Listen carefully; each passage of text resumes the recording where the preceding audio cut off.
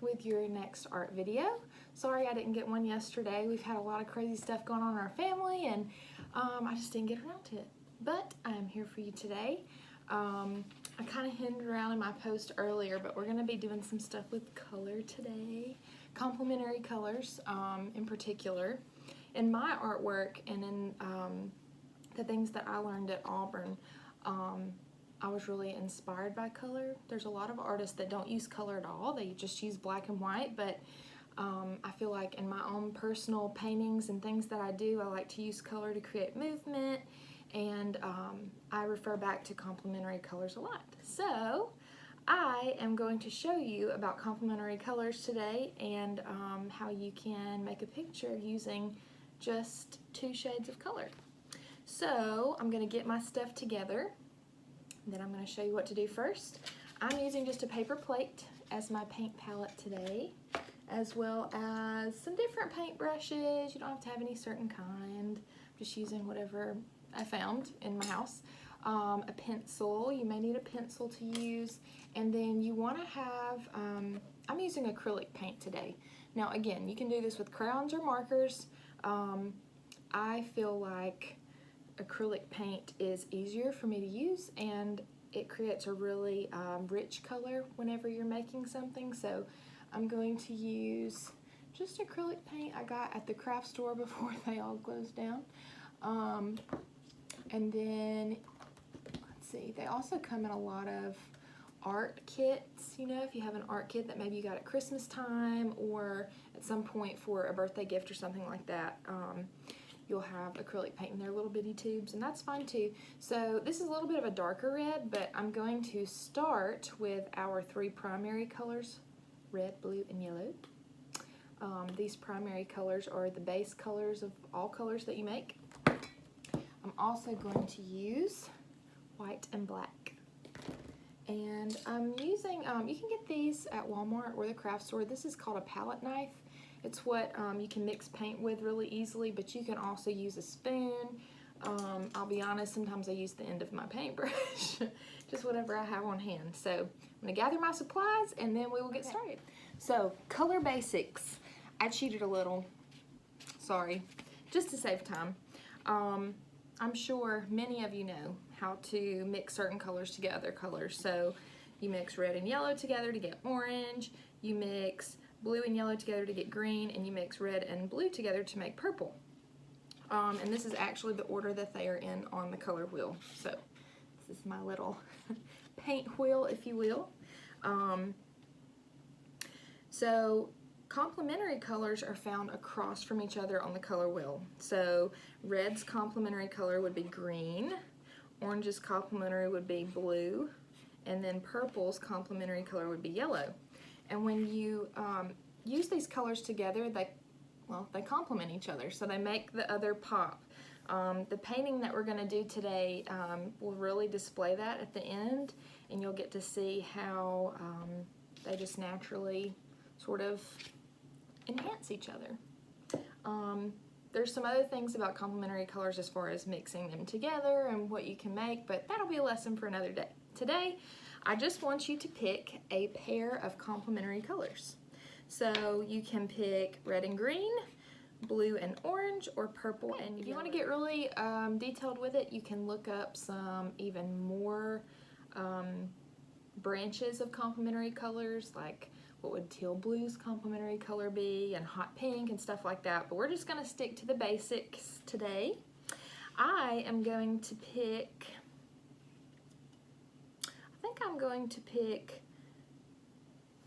this is tough. This is really tough. I have a hard time sometimes knowing which direction to go. But I think I'm going to step outside the box, and I'm going to do red and green. Christmas colors, but you're not going to be thinking Christmas at the end of my picture, I promise. So I'm going to get my pencil. The paper I'm using, this is a mixed media paper, so it's just a little bit thicker, but you can use acrylic paint on lots of different kinds of paper. You want something a little bit thicker, maybe cardstock or thicker than that, and then once you have that, we will get started. You can use any size you want. Mine is medium to large size. I think this is a 9 by 12 piece of paper, but you can make something smaller if you would like. So let me start you off with step 1. Okay, so step 1, on your paper, not in the middle, let's go maybe to the left side a little bit. I want you to draw a circle. Okay, this circle does not have to be a perfect circle. And you want it to be about this size. If you're using the size of paper like I am, that's like around the size of the bottom of a can, like a canned good. So you want it to be, you know, about this big. If you're using a smaller piece of paper, I would make it a little smaller. And then I want you to draw sort of some circles around that circle that get bigger and bigger, and draw really lightly with your pencil because we're going to paint over these pencil lines, okay? And as you get further out, I want you to make the spacing between the lines bigger and bigger. Hello, Sawyer. Teaching about color today. What's your favorite color? Red and black. Red and black. Sounds like a boy to me. Okay, so as you see, I have my circle, and then really lightly you see, not perfect circles, but just radiating around that one circle, and then as you get further out towards the edge of the page, they get further and further spaced apart, okay? Now, remember the complementary color pair that we chose? I want you to pick one, either one. It absolutely does not matter, and I'm not going to tell you what we're painting because I don't want you to, I want you to just pick the color that you want first, and you'll see what I mean in just a little bit. So I am picking, I was going to use red and green, so I'm going to pick, I'm going to pick red. And we are going to start by making a lighter version of the first color you pick. So, you know, to make a color lighter, you can add white and sometimes yellow. I'm gonna add just white to get just shades of red. Kind of refers back to our value video that we did. I'm gonna mix some of these up and kind of show you what I mean. Okay, so red was the color that I picked. I made some little dabs of red paint around a separate plate, and then I put white in the middle. So, like we discussed in our value video, we can add a little bit, well, with watercolors you add a little more water. With acrylic paint you have to add a little bit of white. So I'm going to get my palette knife and designate a little bit of white to the second dab, then a little more white to the third dab, a little more white to the fourth dab, and then a lot of white to the last one. See? So I'm dispersing my white around, and now I'm going to mix these together. Okay, so I went back and I added a little bit more red paint, and now I'm just going to mix our two piles together that are next to each other. And you should end up with some colors that are all different shades of your original color. So I'm just going through with my palette knife, and I am mixing these together really well to make my colors. There you go. And sometimes the colors will look almost the same. And that's what you want. You want them to be just a little different. So I'm just going through and just mixing my separate piles together, and see how that's going lightest to darkest. We're going to keep going around the circle, and once I have them all mixed, I'll tell you which color to use first. Okay, so when you're done, you can go back and add a little white as you need to, but you should have a variation of color that goes from lightest to darkest all the way around back to your original color that you're using. So very hard to see the differences, especially in this lighting, but there are just slight differences. If you need to go back and add more white sort of around your wheel, a little bit here and there, to make them more visibly lighter and darker than the other, then that's fine too. Next, I'm going to get my paintbrush and my lightest color that we made. So it's going to be this light pink color. And I'm going to go through and I am going to paint the circle that we drew originally in the lightest color. Just like this. And there will be a little bit of drying time between the different parts of our project today. It's a little bit of a longer project, but I don't think any parents are complaining about a longer art project right now. It's been a long 3 weeks, you guys, but hopefully we're at the end of this thing. I did go to Walmart earlier today. I had to get some groceries, and it was very strange the way they're doing everything, but they are doing a really good job of trying to keep everybody safe and everything disinfected. Remember to wash your hands. Okay, so you just want to paint around your circle until you have it nice and solid. It doesn't have to be perfect on the edges, and I'll show you why in just a second. So you see my lightest color, nice and solid. Next, I'm going to get the next darkest color. So this one right here, still one of my lighter shades, but the next darkest one. And I'm going to go around and paint the next section in that color. All the way around, and then at the edges where they meet, you can just lightly rub back and forth and it'll blend them together to make it look a little more seamless. And then we'll go all the way around like that and just blend them softly together as you go. So it's going to start to look something like this. So you're going to go all the way around the circle and you're going to paint each section, and as you go further out you're going to make them darker and darker. I'm going to go ahead and do that to mine and then show you what it should look like.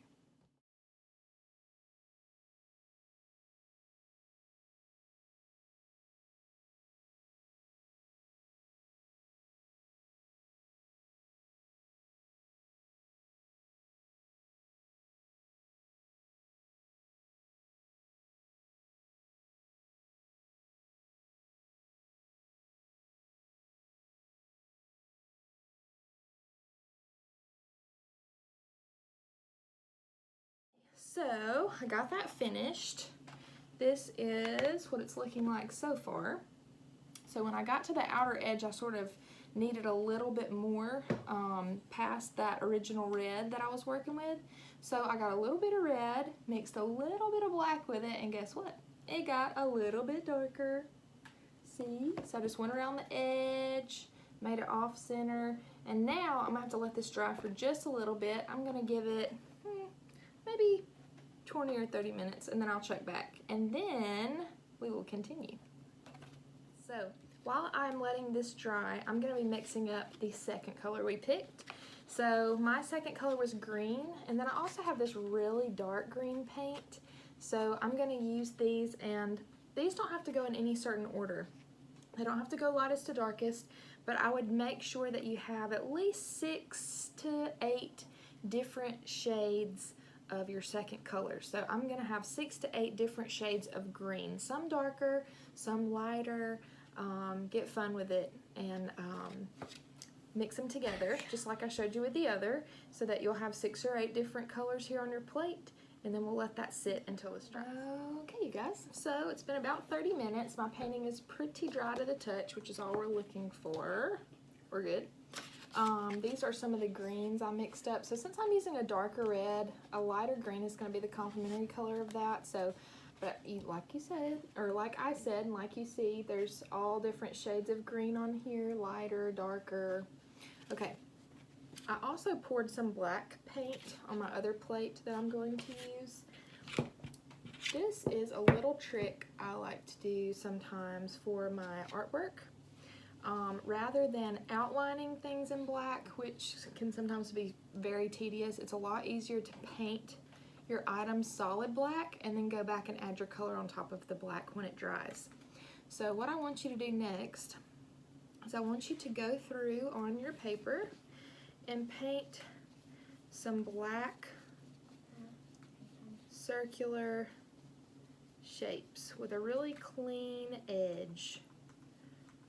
So you don't want them to be perfect circles, You want them to be more like roundish blobs.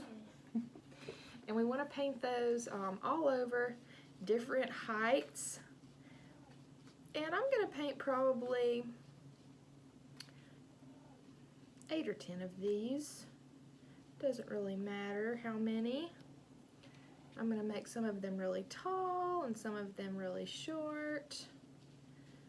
And you're just painting right over your background that we made. So see how I'm doing this? They can be close together, they can be far apart, but you just want them to be kind of uneven as far as their heights go. And you will see why in just a second. So I'm going to go through and finish these. After you paint your black blobs, we will call them. I'm going to show you, I want you to go through, which I'm going to paint a few more of these blobbish shapes, but I want you to get a sort of skinny paintbrush.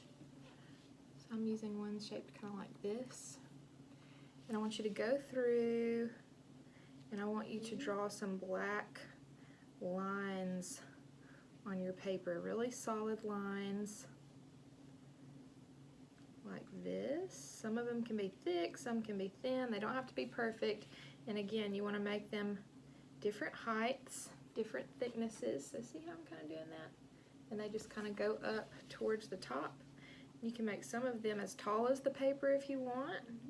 You can make some of them really, really short if you want. So I'm going through and just filling these in, make sure they have a nice solid look to them. And you want your black blobs to be that way as well, because, whoops, dropped one.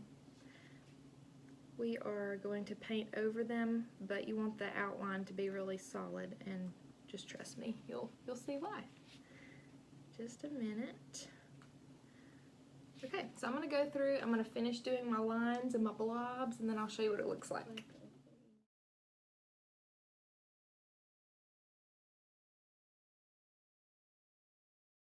Okay guys, so as you can see, I've got my black blob shapes that I drew and my lines. Can you start to see what we're drawing now, or what we're painting? You'll see some of my black lines I just crossed over the others, and of course I connected some of those lines to the bottoms of the blobs, which are flowers by the way. And then the lines are going to be grass, okay? So, mine is almost dry. One of my flowers is completely dry, so I'm going to show you how we are going to show off our complementary colors here. So I'm going to get my shade that I mixed that I want to use. I'm going to use my brightest green, and I'm going to go in here on top of the blob, and I'm not going to go all the way to the edge, but I'm just going to go right up to the edge, and I'm going to fill it in with this green. Let me finish this. Okay, so because this is a lighter color on top of black, I'll probably do a couple of coats on here. And it should dry fast enough by the time you finish all of your blobs in your different colors that you can come back to it. You can kind of see how that's gonna look. You see how that green is really popping against that reddy pink? And that's what complementary colors do. They enhance each other. So I'm gonna go through and I'm gonna do some different shades on different flowers and fill them in, and then we will go from there. So I'm going through and I'm still working on these. I wanted to show you again just how I'm leaving that little black outline around these flowers. It's really gonna make them pop against the background, okay? So continue with what you're doing. Just wanted to show you that. Okay, you guys, so it's looking pretty cool. You can see I've kind of just got some different shades of green going on. I think I'm gonna kind of experiment with my greens on my flowers. I might even layer them up a little bit. We'll see. So for me, I just happen to be using the color green already. If you're not using green already, then I would get a little bit of green paint and we are going to go into some of these black pieces of grass that we drew, and we're just going to highlight those with different shades of green, or you can do all the same color green. Either way, I'm going to do different shades because I have the means here to do that. I've already mixed them up, but you'll see how I'm kind of just going back through and painting over those in green, but we want to leave a little bit of the black poking out to kind of outline it. I'm going to go through and do that next, and then we'll see our final steps. Okay guys, so it's really starting to pop now. I've got my grass blades sort of highlighted in all different shades of green, but I tried to use that really bright green a lot because with the darker red it is really fire. Okay, so my last steps to finish this painting are to add a little bit more detail to the inside of the flower. So I'm going to go back in with probably some black and again just some more shades of my green or whatever color you were using, and I'm just going to play with it. I'm going to have fun, and I'm going to add some little dots and swirls, and we'll see where it goes. And then after that we will be just about finished. So here we go. Okay you guys, so I went in, I added the little bit of black, I added just some different shades of green and just played around, just swirling some colors in there. And then I also went back through with my lightest color, the color that we painted the circle, and I just highlighted around in a circular motion to just add some interest to it. So this is kind of what we're left with, and I hope that you can see now how complementary colors enhance each other. Let me see if I can show you in the light. There we go. See how pretty that is? I can't wait to see yours. Please post, oh look at my fingers, that happens when you paint. Post any that you have done in the comments, and I hope you guys enjoyed this lesson, and I will see you next Friday.